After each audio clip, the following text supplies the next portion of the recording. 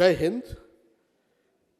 Can I first warmly thank our friends from the Chayanot Cultural Troupe for coming to Netaji Bhawan this evening and performing the opening music. Two eternally rousing, immortal compositions by our Bidrohi Kobi, Kaji Nazrul Islam. Kaji Nazrul Islam is only slightly younger than Netaji, and the Bidrohi Kobi's 125th birth anniversary falls this year in May 2024. As a mark of commemoration, we had exactly 125 singers in the Chayanot chorus today, rendering Durgamogiri, Kantar Moru, and Kararoi Loho Kopat. Thank you again. And on behalf of Netaji Research Bureau, I very much hope that you will come back here and perform a full concert this year, sometime this year, not just opening music. Today we have gathered for the Sisir Kumar Bose Lecture 2024.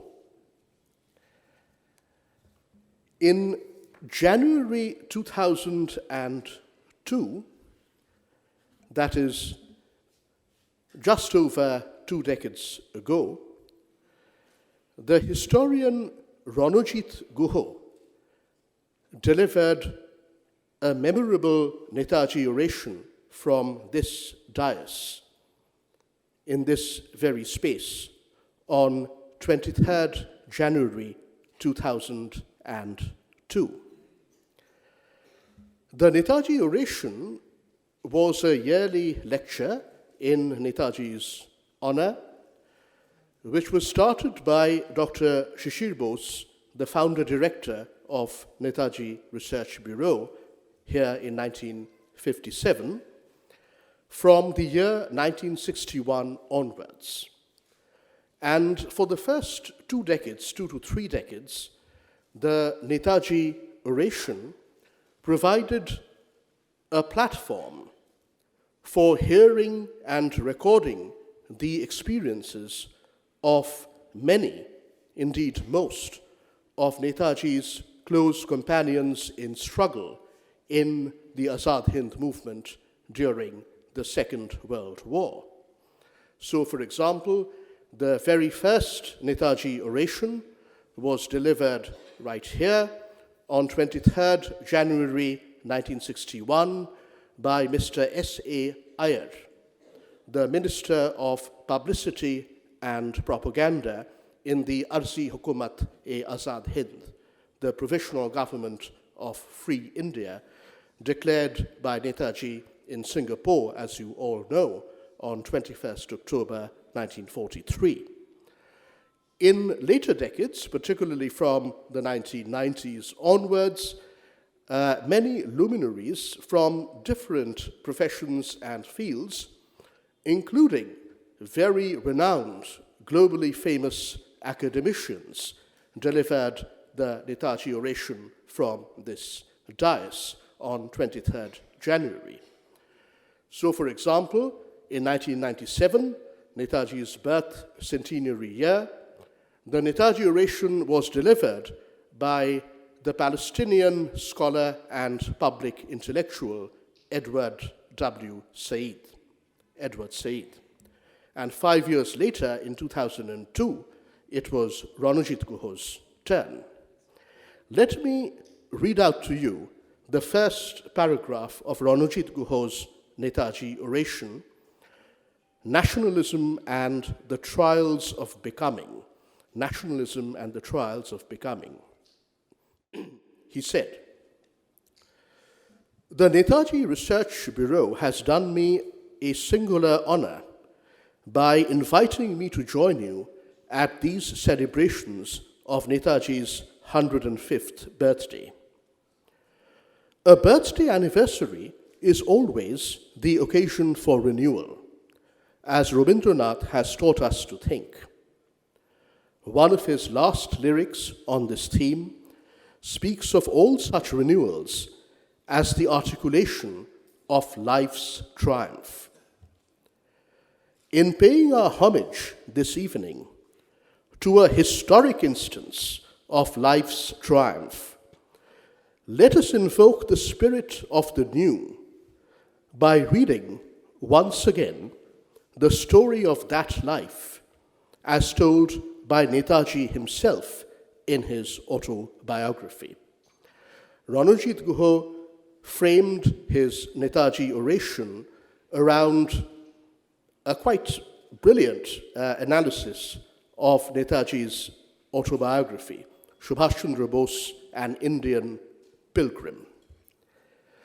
In my own reading of that text, An Indian Pilgrim, Bharat Pothik, I am deeply indebted to its first editor, the late Dr. Sisir Kumar Bose, who had passed away shortly before Ranajit Guha came here. Dr. Sisir Bose died on the evening of 30th September 2000, and even on that day, he died at 8 p.m. in the evening at our home, Bosundhara, 90 Sharad Bose Road, a couple of kilometers from here. Throughout that day, he worked at Netaji Research Bureau, as he did every day of his life. And he had just finished in the evening seeing his little patients when he suddenly had a heart attack and passed away. In my own reading of that text, Ranajit Guha says, I am deeply indebted to its first editor, the late Dr. Sisir Kumar Bose. Much of what I know of Netaji's life and times owes very largely to Sisir Kumar's work as a historian and an archivist. I dedicate this lecture to his memory. Well, that's quite a tribute. Dr. Sisir Bose, as a historian and an archivist, he was that. He was even more than that, a museologist and a curator who established the world-class Netaji Museum, also in 1961, on the first and second floors of Netaji Bhawan, that hundreds of thousands come to see, pay homage. It's a site of pilgrimage for people all over India. Every year we have hundreds of thousands of visitors. He was a historian, an archivist, a curator, a museologist, all self-taught, self-trained, and self-motivated. Because it was his mission in life. I remember telling my mother just a few years ago, shortly before she passed away, in February 2020, that even if Baba had never done anything in his life, in any field or sphere, after January 1941, he would still have a very significant place in Indian history because, of course, of the Great Escape. But Baba didn't see things quite like that. So in addition to pursuing his own family life and his truly glittering career as a medical doctor, a pediatrician, he spent 60 of his 80 years, the 80 years that he lived on this earth, doing Netaji's work. আমার একটা কাজ করতে পারবে? রবিবার 8ই December 1940 সালে রাঙা কাকাবাবু 20 বছরের শিশিরকে প্রশ্নটা করেছিলেন ওই বেডরুমে বা শোবার ঘরে, নেতাজি ভবনের দোতলায়। সেই থেকে শিশির বসু সেই শীতের দুপুর ছিল, পোস্ট লাঞ্চ, 8ই ডিসেম্বর 1940 ছিল তারিখটা। তার কিছুদিন বাদেই 17ই জানুয়ারির সেই ঐতিহাসিক রাত্রে মহানিষ্ক্রমণ ঘটে। বাবা তারপর থেমে যেতে পারতেন, ওটাই যথেষ্ট একজন ঐতিহাসিক ব্যক্তিত্বর মর্যাদা লাভ করার জন্য। কিন্তু বাবা জীবনের বাকি 60টা বছর শুধু নেতাজির কাজই করে গেলেন। Let me introduce our speaker for today, who will deliver the Sisir Kumar Bose Lecture 2024.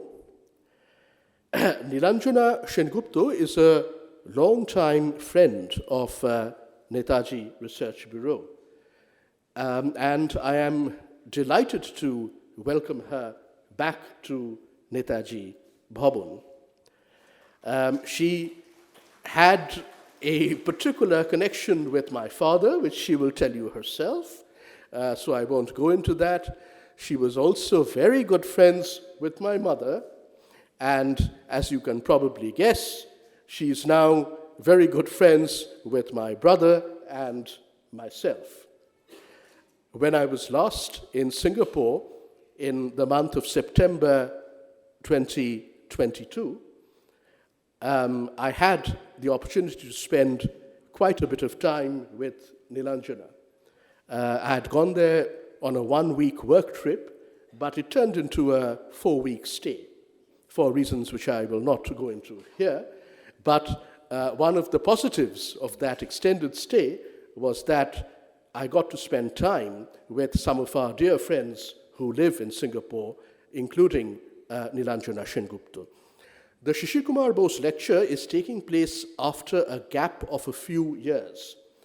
We aim to make it an annual event, an occasion, but it doesn't always happen. I think, if I'm not mistaken, that the last Sisir Kumar Bose lecture was in 2019, and it was delivered by my colleague from the Department of International History at the London School of Economics, Dr. David Motadel. Nilanjana Sengupta is an alumna of Presidency College. She is also a management graduate. She has been living in Singapore for some years now. Nilanjana is an absolutely prolific author and versatile researcher. She has published numerous books from top academic and popular publishers. And among her many books is The Female Voice of Myanmar, which I personally particularly enjoyed, a deeply researched book. This book, A Gentleman's Word, The Legacy of Subhash Chandra Bose in Southeast Asia, which was published in 2012. And her latest book is called Chickpeas to Cook. It's a fascinating study, which I've read already. It came out a few months ago. It's a fascinating study of the experiences of women in some of the smallest ethnic communities of Singapore. Nilanjana has been associated in various capacities with the National University of Singapore and especially the Institute of Southeast Asian Studies, ICS, there. Please join me in welcoming Nilanjana. Nilanjana will speak on Legacies of Azad Hind, Netaji, the INA, and the trade union movement in Southeast Asia post-World War II. How the veterans of the Indian National Army, who were locally recruited in Singapore and Malaya, became the pioneers and the leaders of the post-World War II labor movement in Malaysia and Singapore. And she will bring into the spotlight some notable but largely forgotten figures who had their political baptism of blood in the Indian National Army and the Azad Hind movement, and carried on that revolutionary commitment of serving the people after the Second World War. So please join me in welcoming Nilanjana Sengupta to deliver the Sisir Kumar Bose Lecture 2024. Jai Hind. Good evening, everyone. I hope you can hear me. And namaskar. It's such a pleasure to be back in my city. Is this loud enough for everyone? It was lovely to hear the very rousing rendition of the songs that we just heard. And I'm just getting goosebumps sitting over here. It's such a privilege to be flanked by these two gentlemen whom I admire so much, Dr. Sugata Bose and Dr. Shumantra Bose.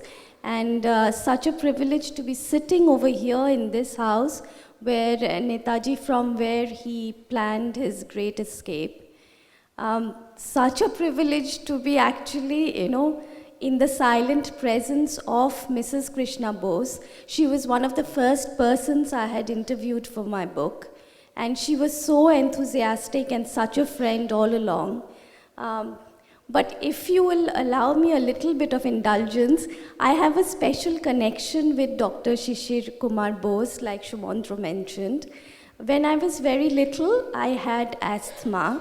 And along with my mother, I used to visit Dr. Sisir Bose. And I would walk in, and in his very calming, and if I may also add, very handsome presence, I would immediately feel all my ailments leaving me. And I think I grew up knowing, and I still know, that he was the best doctor in the world. So I feel really touched by this gesture of this friend of mine, that I can deliver this lecture in Dr. Sisir Kumar Bose's name.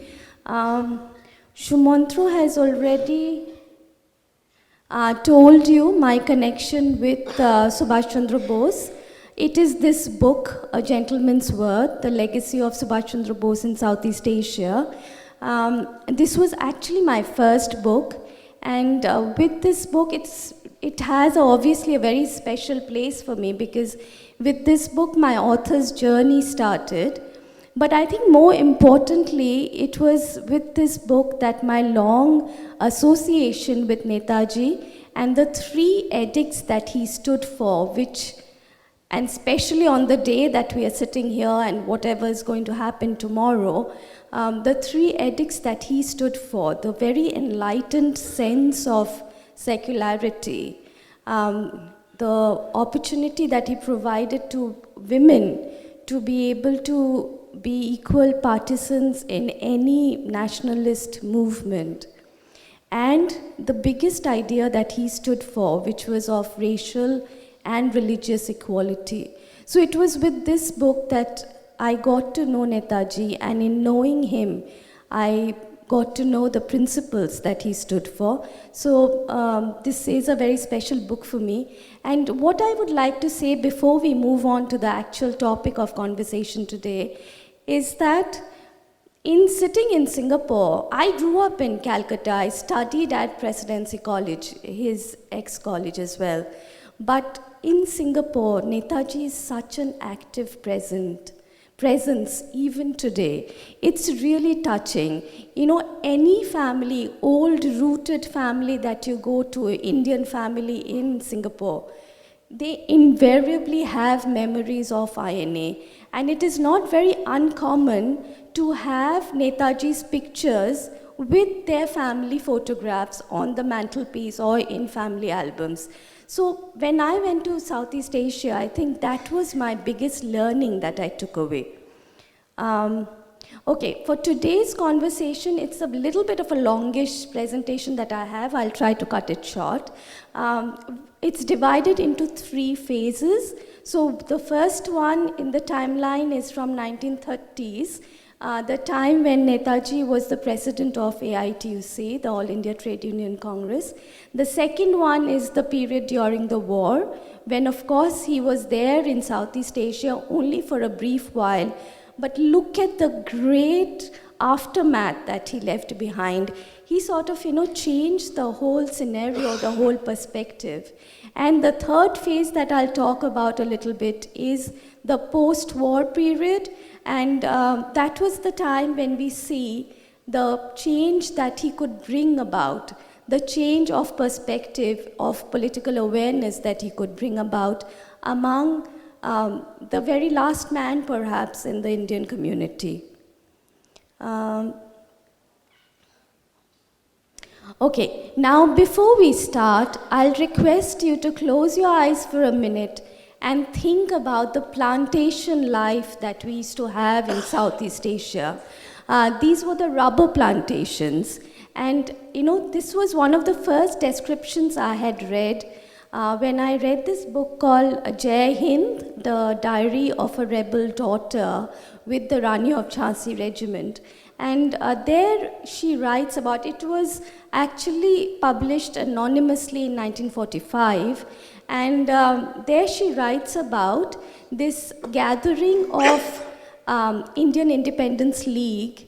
There was a speech happening, and the workers of the plantation, large numbers of them, they had gathered around the League worker, and they were listening to him very attentively. And in the distance, you could see their very simple hutments where they used to stay, the laborers. And then there were the rows and rows of symmetrical rubber trees extending into the horizon, which virtually cut them off from the world around. And while the Indian Independence League was, the leader was speaking, this was in the Malaya-Thailand border. And while he was speaking, it started raining. It was a heavy downpour. And yet, those plantation workers never looked away or never moved away. It was almost like they were drinking in every word that he was speaking. And then the rain stopped, and from the rubber trees, the water started falling in a very regular pattern, and the tap of the water could be heard. The person who writes the diary says that she was almost being driven frantic by the sound. But yet, in that gloom, the workers kept listening and drew in even closer to the League workers. So I think at this point what I can say is that Netaji, when he came there, he was like a messiah who had come to deliver them. And I'll go into that a little bit, because the large, particularly Tamil population of plantation workers, the kind of life that they had, and Netaji coming and talking about worker rights and worker equality was such an epiphanic moment for them. So like I said, I'll start a little bit at the beginning. Subhash Chandra Bose, I'm sure all of you know, his involvement with the trade union started under the political tutelage of Chittaranjan Das, and who was also his political guru. And of course, Subhash Chandra Bose himself became the president of AITUC in 1930-31. And he was associated with a number of worker associations. I have put up some of the names on the slide that you can see. But I think the biggest takeaway at this point, Subhash Chandra Bose was never involved in the day-to-day running of the trade unions. He was never involved in those, the administrative part of it, of course not. What he provided was the bigger picture to the workers. What he spoke about is that yes, your rights and equality is very important, but you can also play a significant role in the economic revival of the country. You can also play a very significant role in the nationalist movement of the country. So right from the beginning, and Subhash Chandra Bose would have been very young at this point, we can see that his emphasis all along was on raising the political awareness of the workers. Okay, and that's a lovely picture we have over there. And TISCO, the trade union of TISCO, was one of the primary trade unions and with which Subhash Chandra Bose was very intensely involved. And it was at that he participated in a series of negotiations, and what we find, again, if we just take a broad eye view of this, is as the management were trying to play off one group of workers against the other, what Subhash Chandra Bose was doing was talking about the importance of worker solidarity. So what he was trying to do constantly is bring together the blue-collared non-Bengali. At that point, I guess it was mostly the non-Bengali blue-collared workers with the white-collared Bengali workers. Or he was trying to bring in together the left-wingers with the right-wingers. And this is in 1929. AITC had one of its first splits. And at that point, the head of the more traditional right-wingers, he staged a walkout because the left-wingers were, according to him, getting stronger. And this was at the Nagpur session at Nagpur, I think. And I quote from Subhash Chandra Bose, he said that if they, that is the right wing, believe in democracy, they cannot object to the growing importance of the left wing in the TUC, nor can they grudge the recognition granted to the Kirni Kamgar Union, which was the radical union from Bombay. And then if you look at the next slide, this is again a little bit later, when he was caught up in a similar crossfire in 1931.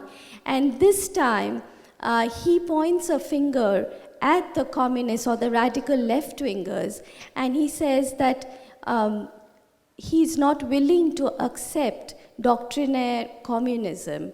And he's speaking, this is at the Calcutta session, and I think S.V. Deshpande, who was from Bombay, he staged a walkout, and we find Subhash Chandra Bose saying that India should be able to evolve her own methods in keeping with her own needs and her own environment. In applying any theory to practice, you can never rule out geography or history. If you attempt it, you're bound to fail. So again, we see that he was not willing to go with anything that was external to India. He wanted, and this message, I think he remained quite uniform while speaking to the youth or to the women or to the workers, that the nationalist movement had to come from the grassroots of India.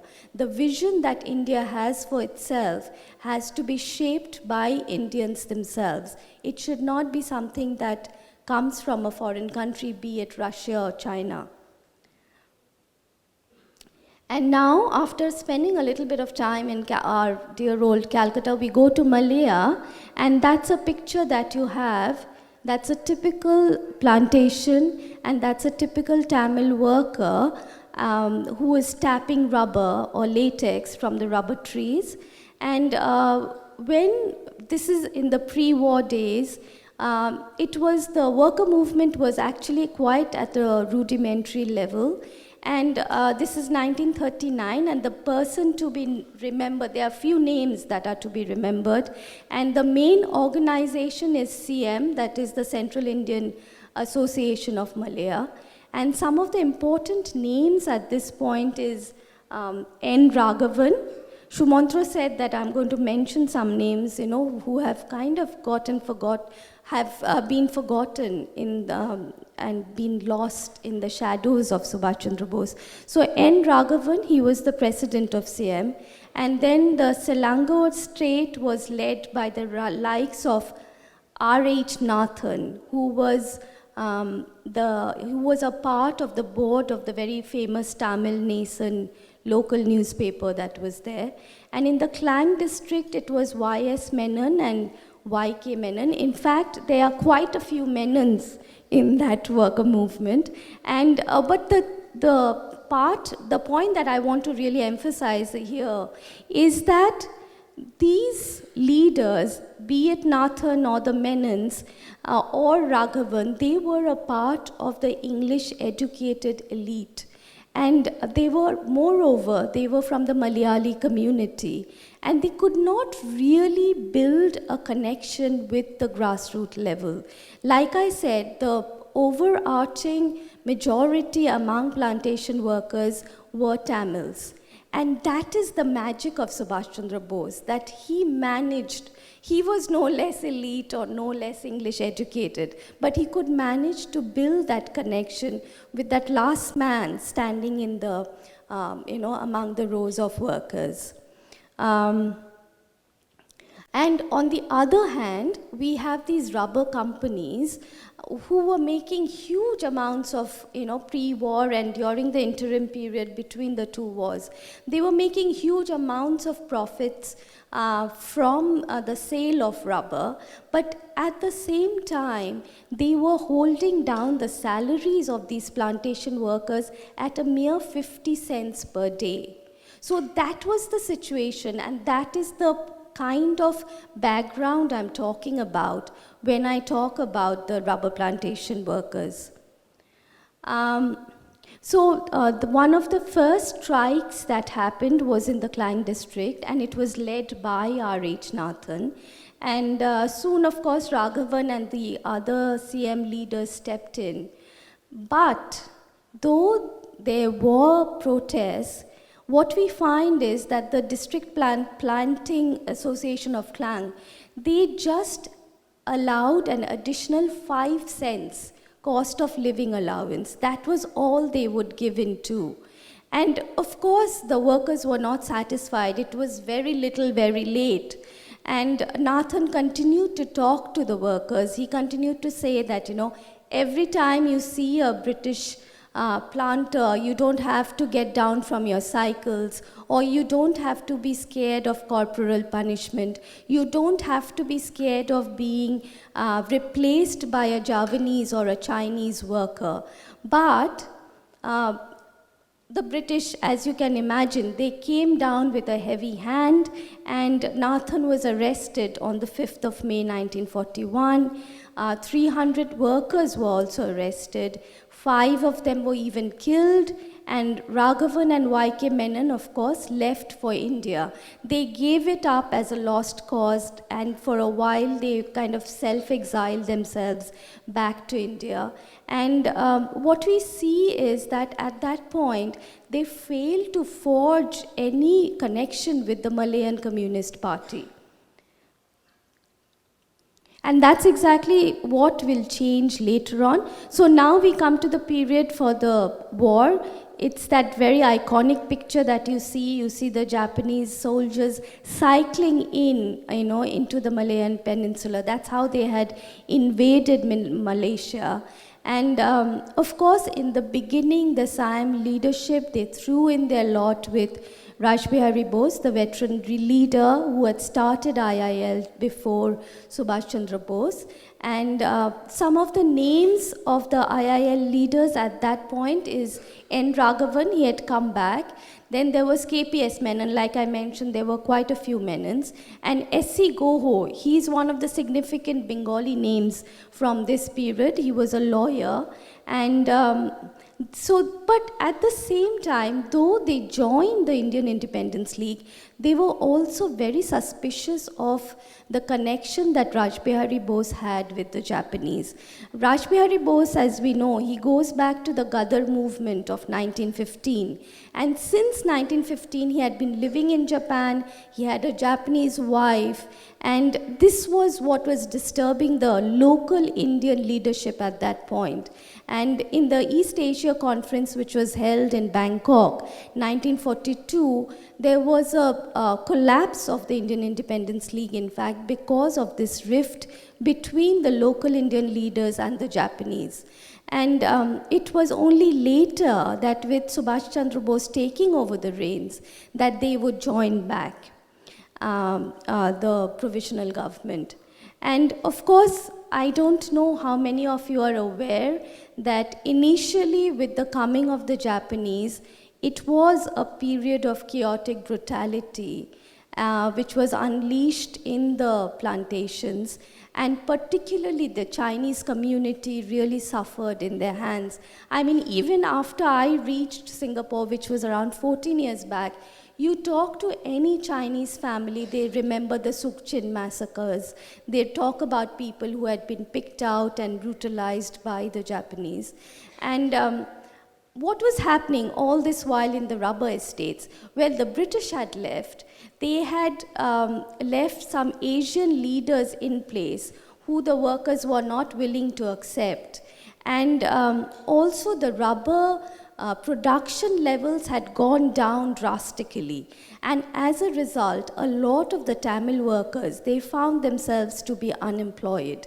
And so what was happening at this point was the Tamil workers, a lot of them found themselves to be unemployed as well as redundant because they did not have any other skills that they could contribute. And a lot of them were jostled off to the death railway. I mean, we know the stories of death railway, I don't want to go into it. But so it was a period of physical and mental degradation for these workers. Now, this is a fantastic picture, and whenever I show this picture on the screen, it fills me with hope and optimism. There we have Subhash Chandra Bose. He has arrived, that's Singapore. He's speaking, that's 5th of July 1943, which was such an iconic day. And he's speaking to a great gathering. And even today, if you talk, of course, a lot of the older members have passed away, unfortunately. But a lot of families have memories of that day. The first day that they witnessed Subhash Chandra Bose speaking, and so on one hand, we have the workers who have been going through this period of difficulty. We have, they were rice-eating population. They had been told by the Japanese to switch to tapioca. And on the other hand, we have the arrival of Subhash Chandra Bose, who was hailed as, even some newspapers called him Lord Krishna of the time. So there's a brief description in the second quote. Every man and woman in the audience feels that he's talking to him or her in particular. He indulges in no theatricals, no water to be sipped, nobody to fan him, not a scrap of notes to help memory, no fuss, no fluster.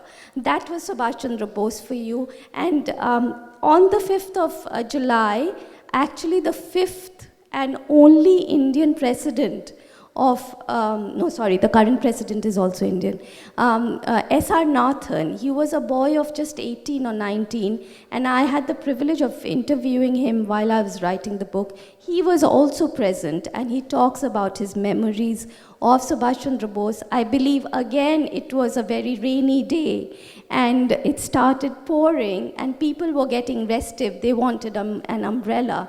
And I believe Subhash Chandra Bose didn't take it too well, because he said that if you're getting so restive with a little bit of a drizzle, how do you plan to go and save a country? So that was Netaji for us. And now what happened to the local leaders at this point? A lot of them, after the coming of Subhash Chandra Bose, a lot of them joined back. Like I said, the IIL had actually fallen through, but a lot of them joined back.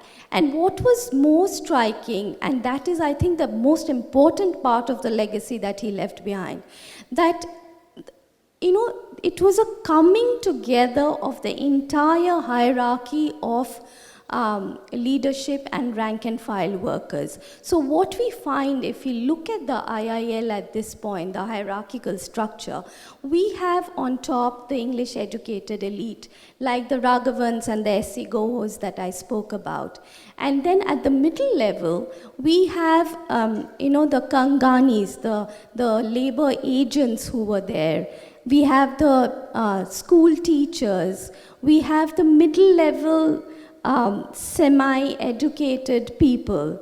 And then we have the rank and file of the workers who were made up of actual plantation labor hands. So it was a coming together. It was a very powerful alchemy of coming together. Unlike, where in the plantations they would be completely cut off from the world. This is where their political awareness started. When they could be educated on the history of India, on the history of various political movements which had shaken up the world before. So and I have interviewed these people. They talk about, for example, the night school that used to happen, Balak Sena and Balika Sena. All the little kids had joined, and even they have memories of the night schools where various political movements would be discussed or taught to them.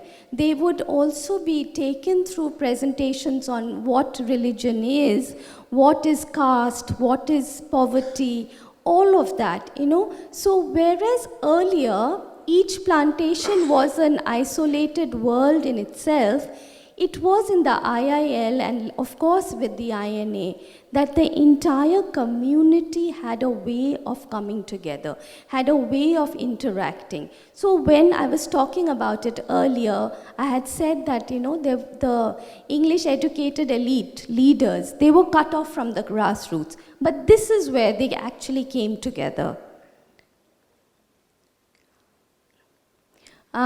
And of course, one of the important names, so with this slide, we come to the post-war period. And one of the important names is MPAJA, which is the Malayan People's Anti-Japanese Army. And like I had said, again, if you connect it back, that previously there were no connections which could be forged with the Chinese workers. But it was in the post-war period that we find there is some kind of Indian and Chinese worker connection that is developing. And that is primarily because by now the Chinese Communist Party had already been founded in the 1930s. The Malayan Peninsula was completely taken over by the MPAJA, and they were the army that the British had been supporting all along. So they had access to arms and ammunition. And this was the connection that the INA soldiers, the veterans, took advantage of, and they also forged a link with them. And now the MPAJA, the Chinese, mostly Chinese, they had aided the British in a war against the Japanese and would eventually go on to attempt a Red Revolution against the British as well. So it was kind of similar to what was happening in Burma, if you are aware of the Burmese history. And then this is what was happening to the INA in the post-war period. Well, as we all know, the war ended quite abruptly in 1945 with the bombing of Hiroshima and Nagasaki. I have spoken to INA veterans. Actually, the person I spoke to, because I reached quite late, he was from Balak Sena. So he had told me that he had called up his father that, INA's over, so what do I do? He was a textile trader, and his father had just said that just go back to work and keep sending me money. So it was an end of an era for the INA soldiers. And in this, during this time of confusion, a lot of the INA soldiers, as we know, they were detained at various internment camps, and a lot of them also would be repatriated to India. And this was also a time when the Malayan Peninsula was completely taken over by the Chinese. And so it was at this time, and the place to remember is the squatter colonies, These colonies which had developed near the industrial townships or on the fringes of the plantations, which were mostly where, the MPAJ had taken shelter during the war. And now the British, after the British came back, the INA having been disbanded, a lot of the INA vets also found their way there. And together with the MPAJ, they kind of revived a lot of the general labor unions at this point. And what was happening here was the INA men saw this as a continuation of their struggle against the British, and they kind of, as a result, forged an alliance with the communists.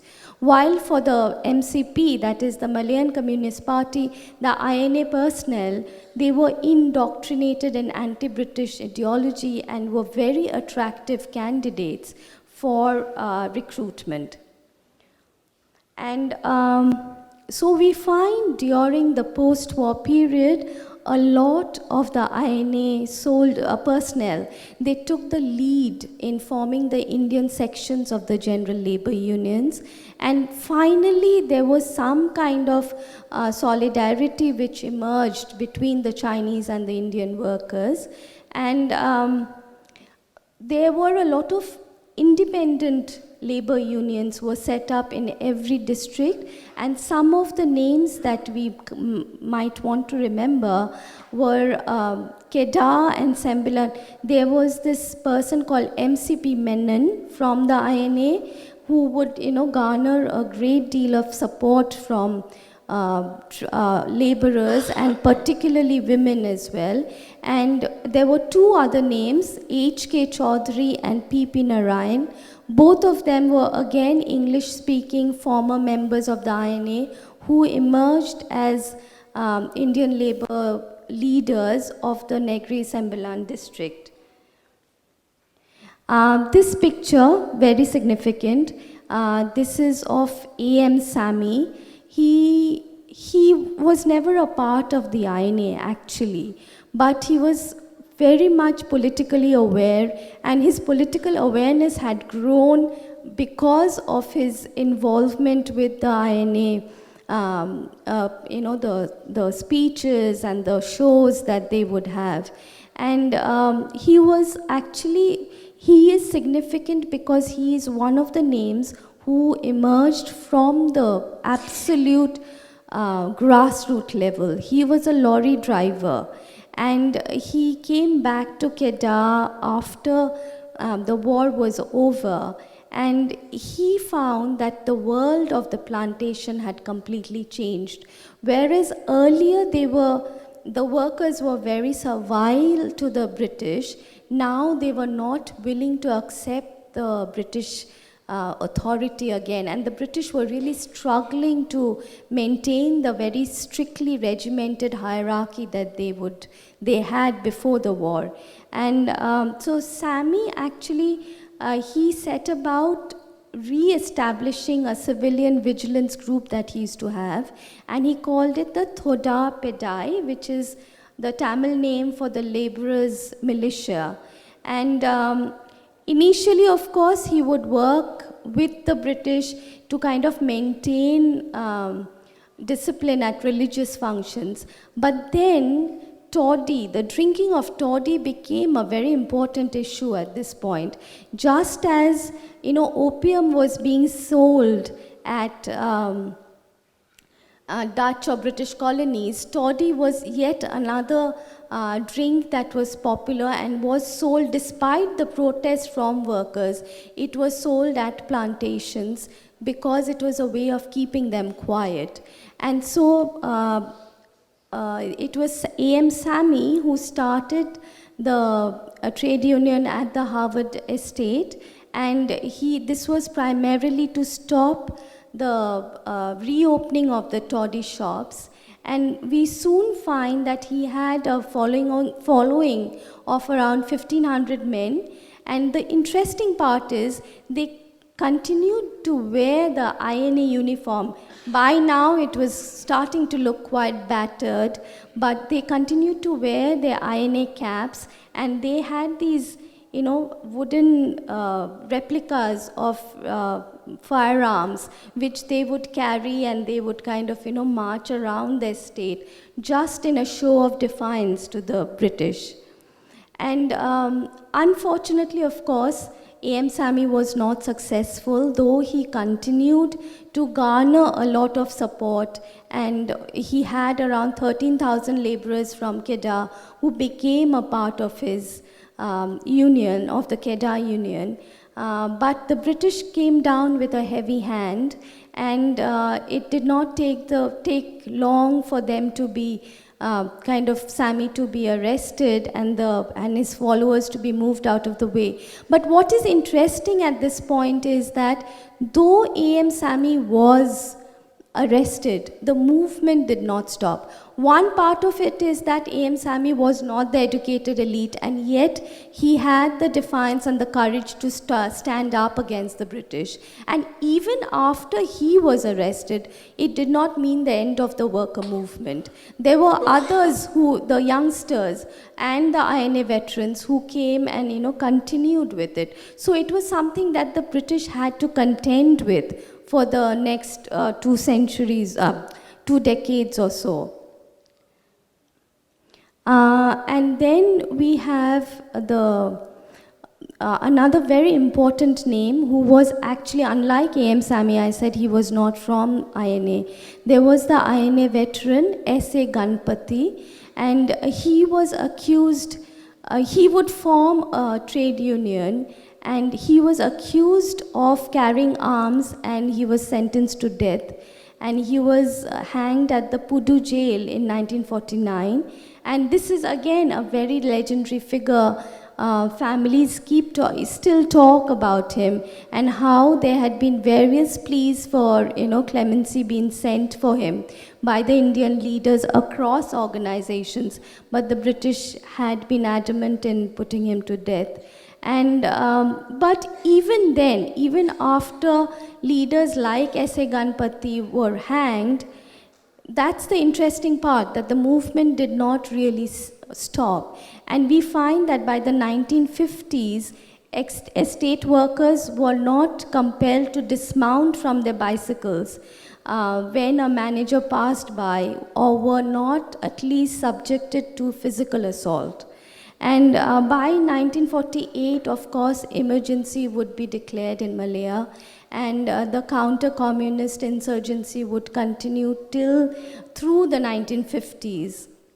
That's actually my last slide. The movement is not complete if I don't talk about James Puthucheary. Again, his family members I had the opportunity of interviewing while I was in Malaysia. And he had been an INA loyalist, and later he actually crossed over to join the worker movement in Singapore. And what is James Puthucheary's history? He was just 20, and he had just completed his secondary education when he joined the INA. And he was part of the guerrilla outfit of the 3rd Regiment of INA's 1st Division, the Azad Brigade, commanded by Gulzara Singh, and which, as we all know, it played a very important role in the Imphal-Kohima offensive. And he was also the person who was a part of INA's very debilitating retreat from Burma. In fact, he was the only person who had survived in his platoon. I believe the others had fallen during the retreat.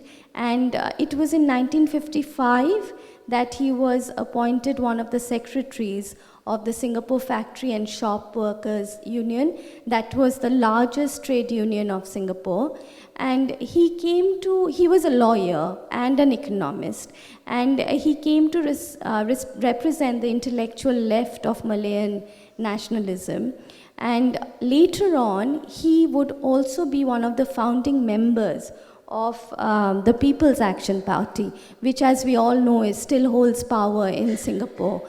It was Lee Kuan Yew who, kind of forged Singapore into and nurtured the country into what it has become today. And but as far as James Puthucheary is concerned, in fact, I forgot to mention he had escaped to Calcutta, and he spent a long period of time with Sharad Bose.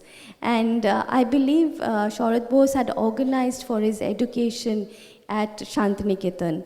And so Puthucheary, of course, later he would break away from PAP and join the opposition. And in 1963, he would be arrested in what was called the Operation Cold Store. Even today in Singapore, it's spoken about in whispered tones, because it was the Operation Cold Store which took care of, in the name of communists, it actually took care of all kinds of opposition. And after that, of course, Mr. Puthucheary would move to Malaysia. And that's where he passed away. And so to come to my conclusion, I think historians remain divided in their opinion on the true cause of the communist insurrection in Malaya.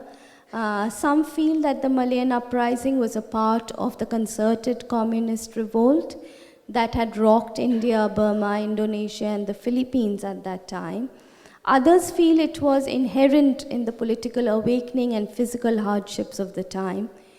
As far as the Indian community goes, I would feel that perhaps it was a combination of both these causes.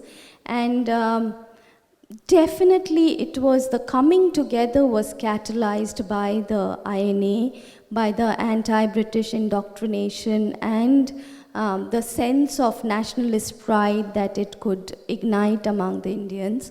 What we find is that during the emergency, the Indian estate workers would again be, forcibly regrouped into more centralized labor lines and again be isolated from the influence of the communist trade unions. But on the flip side, I think it was also that the strikes that had started and the trade union movement was taking the country on a ransom.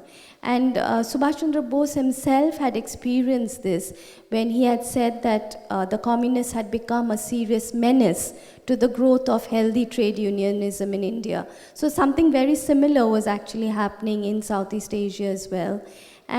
But whatever, that is something that historians will look at and decide. But what we see is that with the INA and the spread of Indian nationalism, the archetypal Ramaswamy of the Malayan estates had gained a new voice. And Indian political opinion had traveled far beyond the elite and the bourgeoisie, and it had reached the laboring multitude. Thank you so much. Before I turn it over to Sugata Bose, Chairperson of Netaji Research Bureau, for a short comment from his historian perspective, I'd like to say that clearly the impact of Netaji and the Azad Hind movement was seismic on Indian and Indian origin communities throughout Southeast Asia. But it was probably the strongest in Malaysia and Singapore, because that was the epicenter of the movement. Sisir Bose, who was frankly obsessed with his uncle, had a forensic interest in discovering and documenting every aspect of Netaji's life and struggle. And I think he would be very happy today. Probably his spirit roams around, these precincts, unseen by us, but very much present. He would be very happy today, Nilanjana, with how meticulously and clearly you have recorded that seismic impact lasted long beyond 1945 in the countries of Southeast Asia. As for my mother, Krishna Bose, she too would be very happy that you came here today and delivered the Sisir Bose lecture. And I must say that you have some of her talent, her knack of couching very serious history lessons in a storytelling style, her signature storytelling style, so that serious material becomes accessible and interesting to all. I'll turn it over to Professor Sugata Bose at this stage for a short comment, response, and maybe you can tell them the story you heard from Eric Stokes about his experience in Kuala Lumpur, I believe, at the end of World War II in Asia in 1945. Thank you very much, Nilanjana, for this wonderful Sisir Kumar Bose lecture.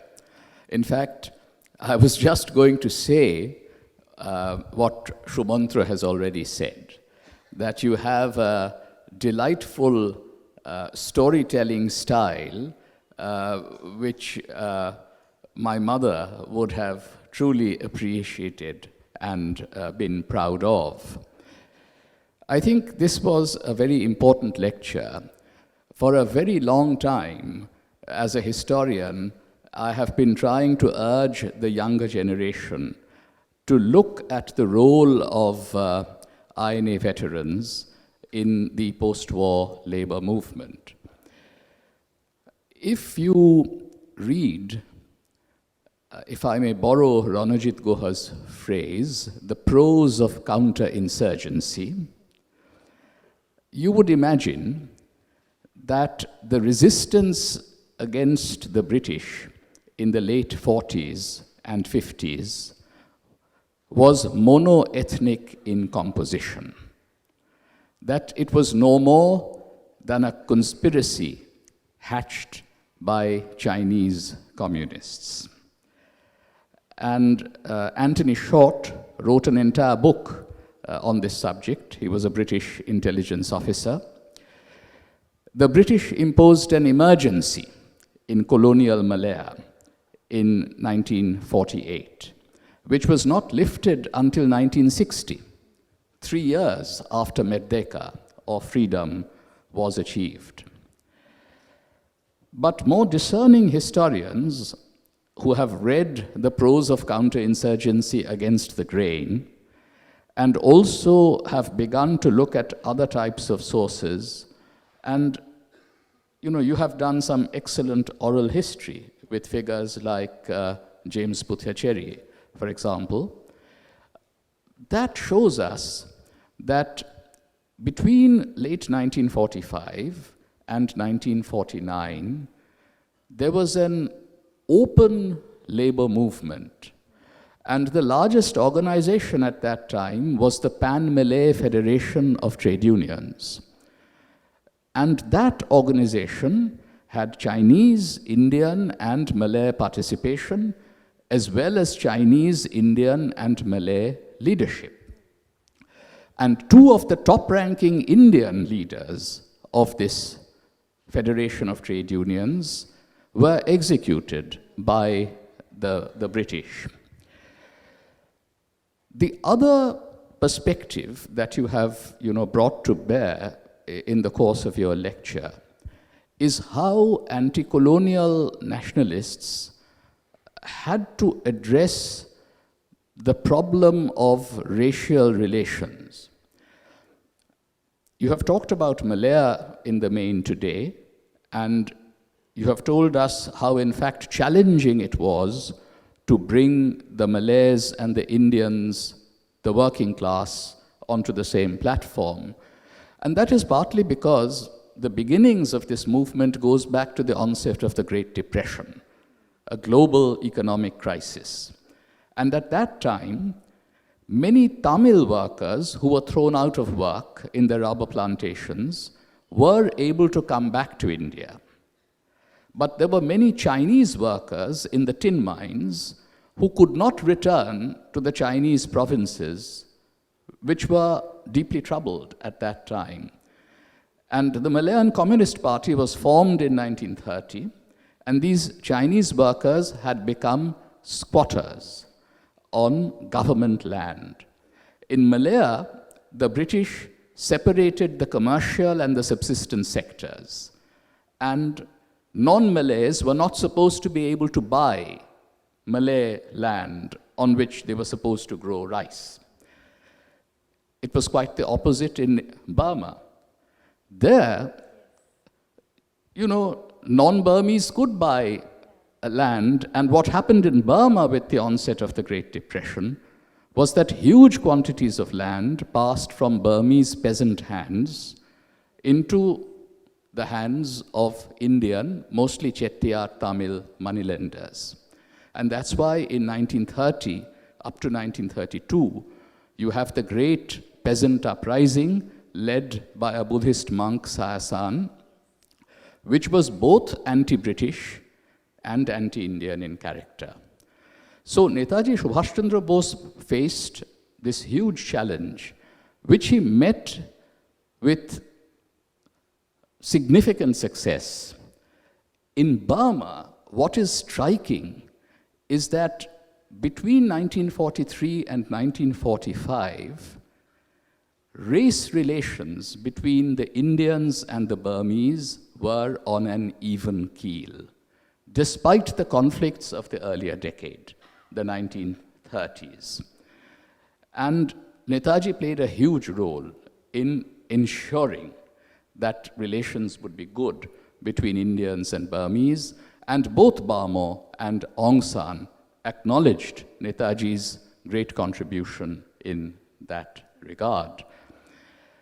This despite the fact that the Indian independence movement in Burma, including the Azad Hind government, was much better off economically.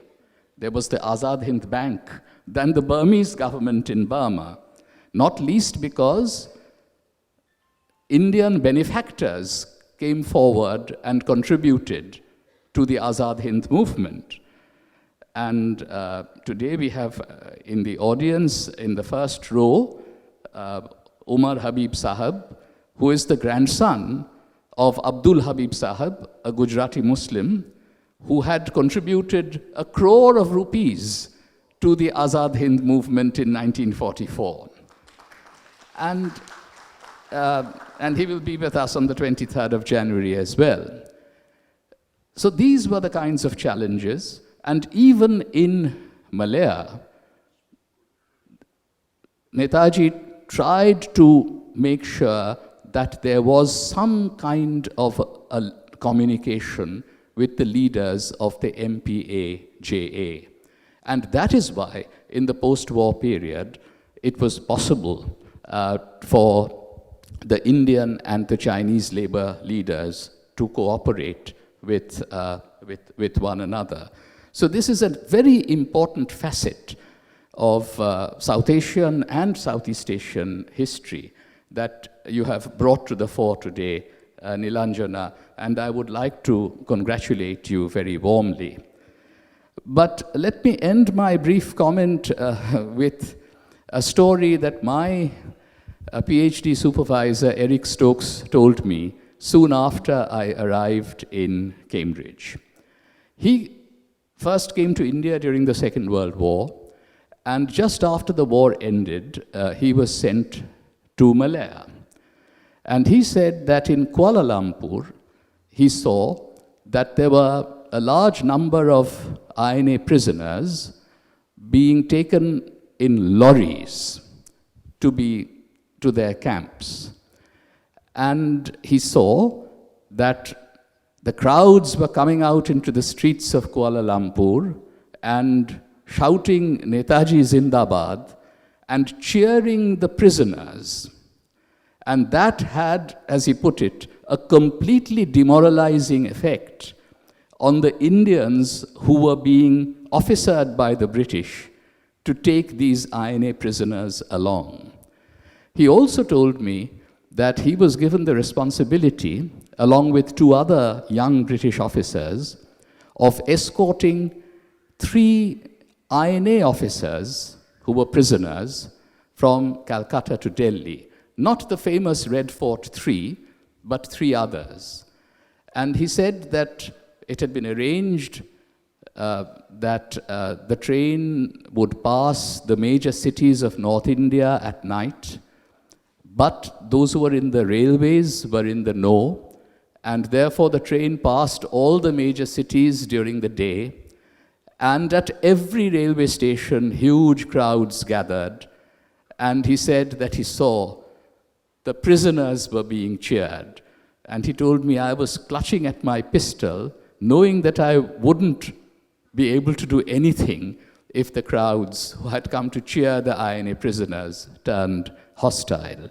So this was, the kind of spirit that of the INA that was evident both in post-war Malaya and in post-war India. I think, we talked about Nazrul on the 14th of January in the context of Deshabandhu. And we might want to close today with an impromptu song, if Srimati Mallik will help a little bit with the harmonium. I just want to also add, in terms of music, Durgamogiri Kantar Moru was taught by Netaji himself to the leading figures of the Rani of Jhansi regiment. And when Shishir Kumar Bose and Krishna Bose went to East and Southeast Asia in 1979, and they met Janaki Thevar Athinahappan in Kuala Lumpur, she sang Durgamogiri Kantar Muru for them at the reception. And of course, we know that Netaji had also taught the younger members of the Bose family, Kararoi Louho Kapat, after he was released from prison in Mandalay. Now, the reason why I want to end with this is a very famous, possibly the most popular song of Nazrul. And you can sing it sitting in your chairs. You will know the first verse, all of you. But I'm choosing to perform this song despite the terrible condition of my throat today because of what is anticipated to happen tomorrow. Nazrul, of course, was our revolutionary poet who composed so many patriotic songs, but he also wrote beautiful devotional songs, odes to Kali, Krishna, we now know, also to Ram, but also odes to the Prophet Muhammad, Allah.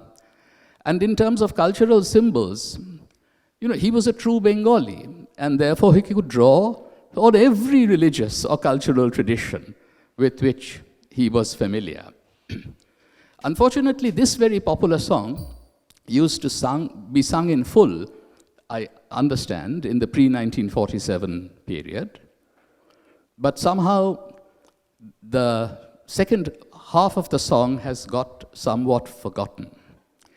And that is the part which I would ask you to listen to a bit carefully.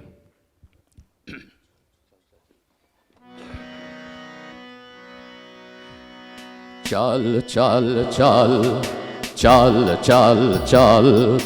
Urdhva gagane baje madal, nimne utala dharani tal, oruno prater toruno dal, chal re chal. চল রে চল রে চল, চল চল চল। ঊর্ধ্ব গগনে বাজে মাদল, নিম্নে উতলা ধরণী তল, অরুণ প্রাতের তরুণ দল, চল রে চল রে চল, চল রে চল রে চল। উষার দুয়ারে হানি আঘাত, আমরা আনিব রাঙা প্রভাত, আমরা টুটাবো তিমির রাত, বাধার বিন্ধ্যাচল। উষার দুয়ারে হানি আঘাত, আমরা আনিব রাঙা প্রভাত, আমরা টুটাবো তিমির রাত, বাধার বিন্ধ্যাচল। নব নবীনের গাহিয়া গান, সজীব করিব মহাশ্মশান, আমরা দানিব নূতন প্রাণ, বাহুতে নবীন বল। নব নবীনের গাহিয়া গান, সজীব করিব মহাশ্মশান, আমরা দানিব নূতন প্রাণ, বাহুতে নবীন বল। চল রে নওজোয়ান, শোন রে পাতিয়া কান, চল রে নওজোয়ান, শোন রে পাতিয়া কান। মৃত্যু তরণ দুয়ারে দুয়ারে জীবনের আহ্বান, মৃত্যু তরণ দুয়ারে দুয়ারে জীবনের আহ্বান। ভাঙ রে ভাঙ পাগল, চল রে চল রে চল, ভাঙ রে ভাঙ পাগল, চল রে চল রে চল, চল চল চল। ঊর্ধ্ব গগনে বাজে মাদল, নিম্নে উতলা ধরণী তল, অরুণ প্রাতের তরুণ দল, চল রে চল রে চল। ঊর্ধ্বে আদেশ হানিছে বাজ, শহীদি ঈদের সেনারা সাজ, দিকে দিকে চলে কুচকাওয়াজ, খোল রে নিদ মহল। ঊর্ধ্বে আদেশ হানিছে বাজ, শহীদি ঈদের সেনারা সাজ, দিকে দিকে চলে কুচকাওয়াজ, খোল রে নিদ মহল। কবে সে খোয়ালি বাদশাহী, সেই সে অতীতে আজও চাহি, যাস মুসাফির গান গাহি, ফেলিস অশ্রু জল। কবে সে খোয়ালি বাদশাহী, সেই সে অতীতে আজও চাহি, যাস মুসাফির গান গাহি, ফেলিস অশ্রু জল। জাগরে তক্তাউশ, জাগরে জাগ বেহুশ, জাগরে তক্তাউশ, জাগরে জাগ বেহুশ। ডুবিল রে দেখ কত পারস্য, কত রোম গ্রিক রুশ, ডুবিল রে দেখ কত পারস্য, কত রোম গ্রিক রুশ। জাগিল তারা সকল, জেগে ওঠিন বল, জাগিল তারা সকল, জেগে ওঠিন বল। আমরা গড়িব নতুন করিয়া ধুলায় তাজমহল, আমরা গড়িব নতুন করিয়া ধুলায় তাজমহল। চল চল চল, চল চল চল। ঊর্ধ্ব গগনে বাজে মাদল, নিম্নে উতলা ধরণী তল, অরুণ প্রাতের তরুণ দল, চল রে চল রে চল, চল রে চল রে চল, চল চল চল, চল চল চল।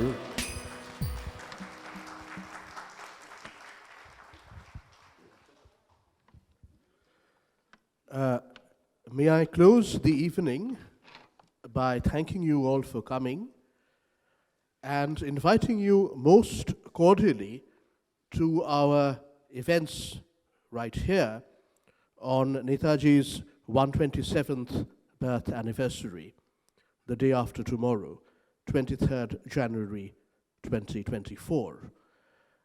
In the morning, we have the traditional Netaji Birthday Assembly at 10:30 a.m. There will be an illustrated lecture by Professor Sugata Bose titled Netaji's Vision of Asia, Netaji's Vision of Asia, of Asiatic unity and Asian solidarity.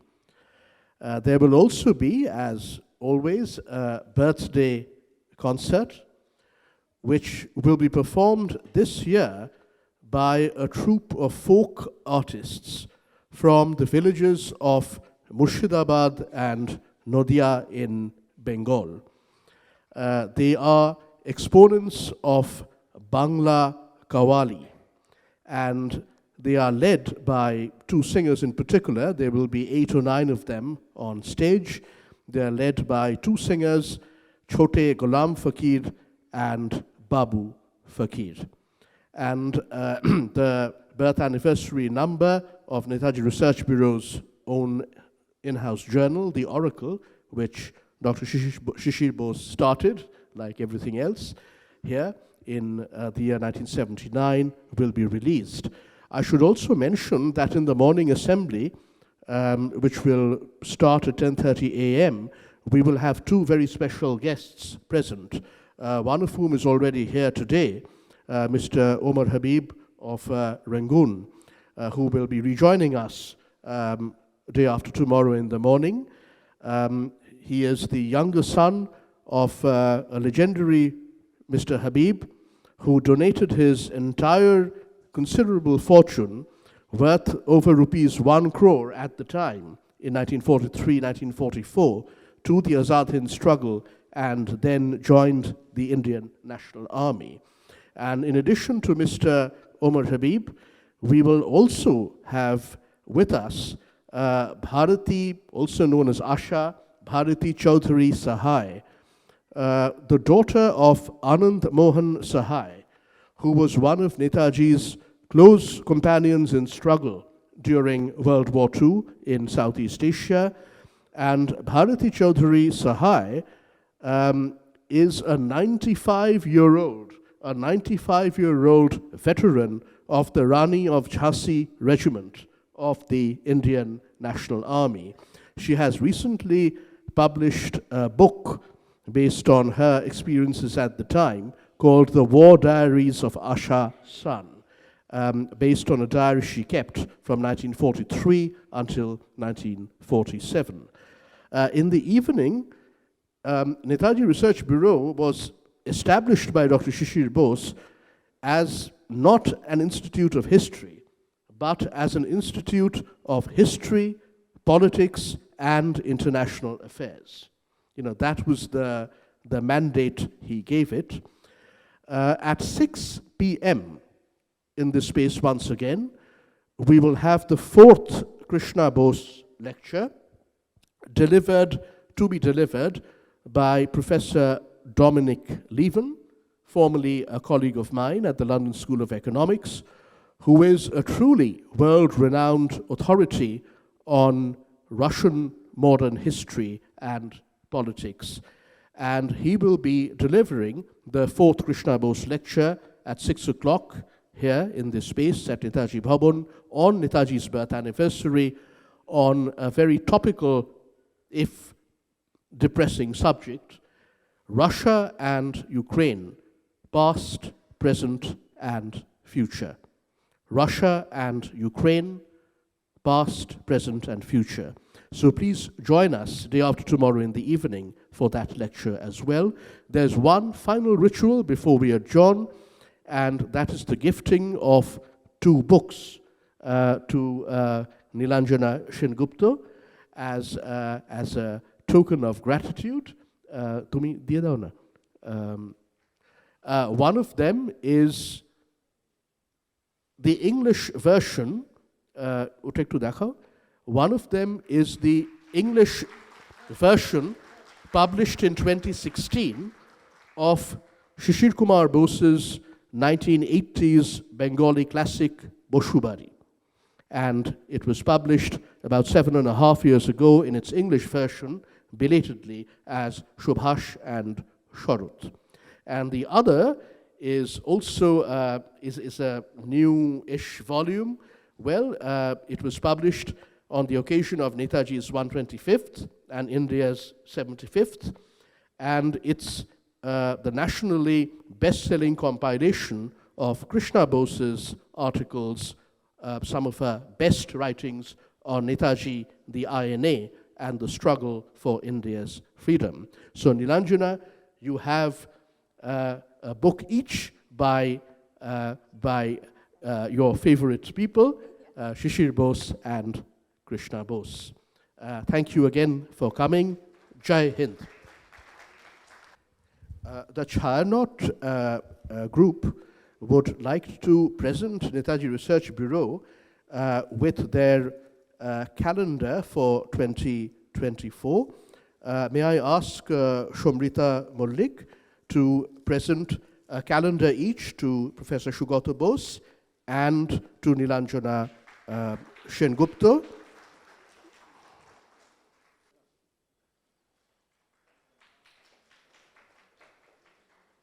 And if you have a spare one, I will take one as well.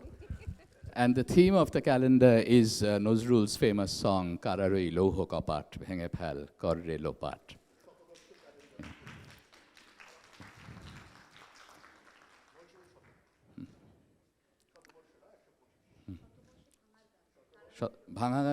ভাঙার গানের শতবর্ষ উপলক্ষে।